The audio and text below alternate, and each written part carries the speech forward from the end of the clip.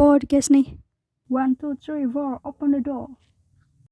Ada satu filosofi yang gak pernah ditulis, tapi selalu ada dalam setiap cangkir yang dibuat di kedai ini. Setiap hal yang punya rasa, selalu punya nyawa.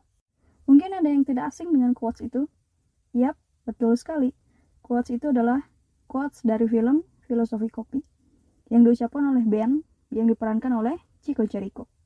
Tapi di podcast kali ini kita tidak akan membicarakan tentang filosofi kopi, tidak akan membicarakan tentang kopi, tidak akan membicarakan tentang film, apalagi membicarakan Chico Jericho. Di podcast kali ini kita akan membicarakan filosofi yang lain, yaitu filosofi tangan. Kenapa filosofi tangan? Jadi sebenarnya filosofi tangan ini terinspirasi dari nasihat yang diberikan oleh seseorang. Nah, cuman ada ceritanya dulu. Siap mendengarkan ya? Oke, jadi kisah ini sebenarnya merupakan pengalaman nyata, kisah nyata dari seseorang yang sebutlah namanya Arin. Arin ini bekerja di salah satu lembaga atau institusi sebagai karyawan tidak tetap. Nah, karena statusnya sebagai karyawan tidak tetap, Arin pun memutuskan untuk mengikuti seleksi menjadi karyawan tetap. Hanya saja, dia tidak mengikuti seleksi menjadi karyawan tetap di tempat kerjanya saat itu, melainkan di tempat lain atau institusi lain.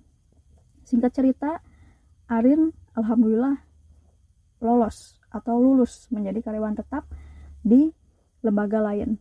Hanya saja waktu itu belum ada kejelasan kapan Arin harus bekerja di tempat kerjanya yang baru. Setelah penantian kejelasan status yang lumayan lama, akhirnya pada tanggal 5 Januari, tepatnya setelah waktu sholat maghrib, waktu itu Arin telah selesai melaksanakan sholat maghrib, telah selesai mengaji, dan karena dia merasa tidak ada yang harus dilakukan, akhirnya dia pun memutuskan untuk bermain game. Waktu itu dia memainkan game sepak bola favoritnya. Arin ini cewek sih sebenarnya, cuma ya gak tahu juga ya kenapa dia suka sepak bola, game sepak bola tepatnya. Ketika sedang asik-asiknya dia bermain game sepak bola, ternyata ada notifikasi masuk ke HP-nya. Dia agak kesal karena sebenarnya dia tipe orang yang tidak suka diganggu, baik sedang bekerja, apalagi lagi main game. Diabaikanlah notifikasi itu. Tapi notifikasi itu terus mengganggu. Akhirnya dia intip siapa sih yang terus-terusan mengganggu dia. Setelah dilihat, ternyata ada pesan dari nomor yang tidak dikenal. Karena penasaran, Arin pun menutup gamenya lalu membuka aplikasi pesan, aplikasi chatting lah ya. Ternyata nomor tidak dikenal itu adalah wakil kepala dari lembaga tempat kerja Arin yang baru. Intinya adalah beliau menyampaikan bahwa Arin sudah mulai bisa bekerja di tempatnya yang baru mulai hari Senin tanggal 11 Januari. Arin senang mendengar pesan itu karena artinya kini dia sudah mendapatkan kejelasan status. Kapan dia harus pindah ke tempat kerjanya yang baru, dan dia pun kini sudah yakin. Saat itu dia jadi yakin untuk keluar saat itu juga dari tempat kerjanya yang lama.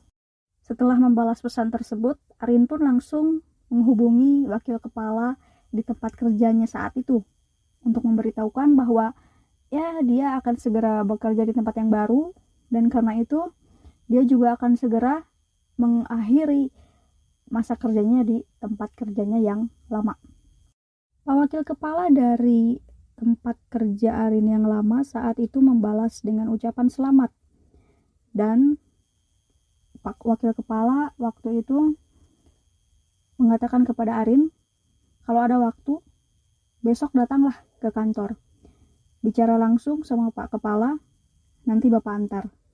Begitu kira-kira isi pesan dari Pak Wakil Kepala di tempat kerja Arin saat itu. Sebenarnya tanpa Pak Wakil Kepala suruh, Arin sudah punya niat untuk datang ke kantor, menemui Pak Kepala, sekalian ngasih surat pengunduran diri. Cuma karena kebetulan Pak Wakil Kepala menyuruh seperti itu, ya berangkatlah Arin pada esok harinya. Keesokan harinya, pukul 9, Arin berangkat ke kantor. Dan ketika sampai di kantor, ternyata Pak Wakil Kepala belum ada. Bahkan Pak Kepala pun juga belum ada. Akhirnya dia memutuskan untuk pergi sebentar ke ruangan-ruangan lain untuk mengembalikan barang-barang yang dia pinjam dan mengambil berkas-berkas yang dia simpan. Setelah itu dia menunggu di ruang piket. Beberapa puluh menit menunggu di ruang piket, kok dia tidak juga melihat mobilnya Pak Wakil Kepala lewat. Akhirnya dia pun memutuskan untuk kembali ke ruangannya Pak Wakil Kepala. Ternyata Pak Wakil Kepala sudah ada di sana. Cuma Arin keduluan karena ternyata udah ada tamu di hadapannya Pak Wakil Kepala. Arin menunggu beberapa menit sampai tamu di hadapan Pak Wakil Kepala selesai dan keluar dari ruangan itu. Akhirnya giliran Arin untuk duduk di hadapan Pak Wakil Kepala. Lagi-lagi saat itu Pak Wakil Kepala mengucapkan selamat kepada Arin, dan tak lupa juga Pak Wakil Kepala sempat meminta maaf apabila ada kesalahan atau perbuatan atau ucapannya yang mungkin kurang enak, dan hal-hal semacam itulah. Ucapan selamat, minta maaf. Tapi yang jadi poin adalah nasihat-nasihat yang diberikan oleh Pak Wakil Kepala. Pak Wakil Kepala saat itu banyak memberikan nasihat untuk Arin. Nasihat bahwa dia harus selalu kuat mental. Namanya juga jadi karyawan, ya harus kuat mental ya. Tapi nggak cuma itu. Yang paling berkesan adalah nasihat soal filosofi tangan. Sebenarnya Pak Wakil Kepala nggak menyebut itu sebagai filosofi tangan. Cuma karena saya dengar cerita itu dari Arin, dan ya saya pikir boleh lah ya saya sebut nasihat itu sebagai filosofi tangan. Jadi begini isi nasihat dari filosofi tangan. Bu Arin, ada 3 hal yang mempengaruhi hidup kita, ucap Pak Wakil Kepala. Yang pertama adalah garis tangan, ucapnya sambil memperlihatkan garis tangannya. Yang kedua adalah campur tangan, dan yang ketiga adalah buah tangan. Beliau menggunakan buku dan ponselnya waktu itu untuk mengilustrasikan hal yang kedua dan yang ketiga. Oh iya, ada satu lagi, tanda tangan, tambahnya, sambil mengilustrasikan tanda tangan dengan pulpennya. Hal yang pertama adalah garis tangan. Semua hal yang terjadi dalam hidup kita sudah tergambar di garis tangan. Setiap orang memiliki garis tangannya masing-masing, dan itu sudah takdir dari Allah. Yang kedua adalah campur tangan, yaitu kelakuan kita sendiri.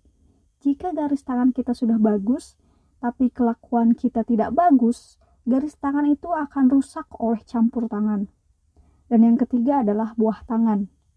Buah tangan itu artinya adalah pemberian, tapi yang dimaksud di sini bukan memberi sesuatu kepada orang lain seperti gratifikasi atau suap atau semacamnya, melainkan perbuatan kita kepada orang lain, kebaikan kita kepada orang lain. Jika kita banyak berbuat kebaikan kepada orang lain, tentu kebaikan-kebaikan itu akan kembali kepada diri kita. Waktu itu Arin cuma manggut-manggut aja dengarnya, karena mungkin dia terlalu meresapi kali ya. Jadi kata-kata itu benar-benar menancap banget di Arin. Dan ya sama juga dengan saya pun mendengar itu dari Arin, jadi merasa terinspirasi, termotivasi, dan dari situlah, dari cerita Arin itulah saya pun terinspirasi untuk membagi kisah ini kepada para pendengar semua. Dan ya itu tadi, karena pesan-pesannya, nasihat-nasihatnya adalah tentang garis tangan, buah tangan, apalagi tadi campur tangan, ada tanda tangan juga ya. Tapi Arin gak terlalu membahas soal tanda tangan ini, karena tanda tangan ini kan hanya di akhir sebagai pengesahan. Makanya saya pikir boleh lah ya saya kasih nama nasihat itu filosofi tangan. Sama seperti Arin, saya pun jadi termotivasi, terinspirasi dengan nasihat filosofi tangan itu. Setiap mulai ada masalah atau mulai ragu, mulai takut, jadi selalu ingat terhadap filosofi tangan itu. Makanya teman-teman semua yang masih selalu khawatir akan masa depan, masih takut akan masa depan, gak tahu harus gimana kita, jangan khawatir. Ingat aja dengan nasihat filosofi tangan itu. Yang pertama, ingat bahwa hidup kita ini udah diatur jalan hidupnya, jalan takdirnya, sudah ada garis tangannya. Tapi gak hanya mengandalkan garis tangan, kita pun ya harus selalu berbuat baik lah ya sama orang lain. Agar apa? Karena kan apa yang kita lakukan kepada orang lain akan kembali pada diri kita. Apa yang kita berikan kepada orang lain akan kita terima juga dari orang lain. Makanya harus selalu berbuat baik, harus selalu berprasangka baik, harus selalu berkata-kata baik kepada siapapun, kapanpun, dimanapun. Karena itu akan kembali lagi kepada diri kita. So, setelah mendengar podcast ini, jangan khawatir lagi ya akan masa depan. Gak usah takut. Yang penting kita selalu berbuat baik, berkata baik, berprasangka baik. Oke, selalu ingat filosofi tangan. Terima kasih sudah mendengarkan. Semoga bermanfaat. Wassalamualaikum warahmatullahi wabarakatuh.